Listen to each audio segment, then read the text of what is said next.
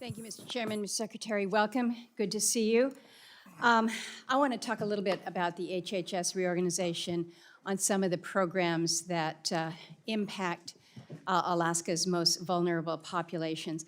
I sent you a note letting you know that just after this hearing, I'm going to be chairing a Senate Committee on Indian Affairs, specifically examining HHS tribal programs that are outside of IHS.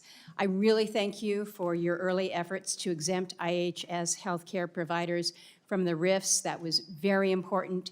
But I've also heard concerns from tribal leaders on the impacts of RIFs to key HHS programs serving their communities. So I know you're going to have some of your folks tuning in on that, and I really appreciate that. But some of the other reductions that we're looking at within your budget do have significant consequences to a state like mine. One is the LIHEAP program, the Low Income Energy Assistance. For us, it's not a budget line item. You've been to Alaska, you know that the temperatures there can get really, really tough. Keeps people from freezing to death in their homes.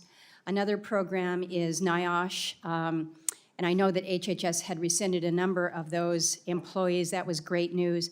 But the employees that received RIF notices for the program were not rescinded in the NIOSH Center for Marine Safety and Health Studies. So this is a big deal for our commercial fishing safety. It could effectively leave our fishing fleet out of compliance with Coast Guard safety regs. So we're watching that very, very carefully.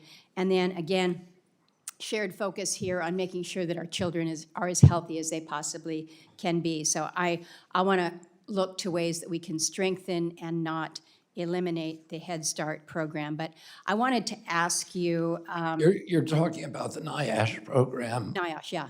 You should talk to me about that. Okay. And, as you know, that's something that I'm deeply concerned with the commercial fishery. So we should talk about it. And let's, and let's work for a solution. Got it. I am with you right there. Let me ask about domestic violence and sexual assault funding. Right now, I'm receiving a lot of incoming from our community-based domestic and sexual violence program operators. They're really concerned about the delayed release of FY25 funding, the absence of notices of funding opportunities, as well as proposed cuts or consolidations that might threaten the Office of Family Violence Prevention and CDC's Division of Violence Prevention.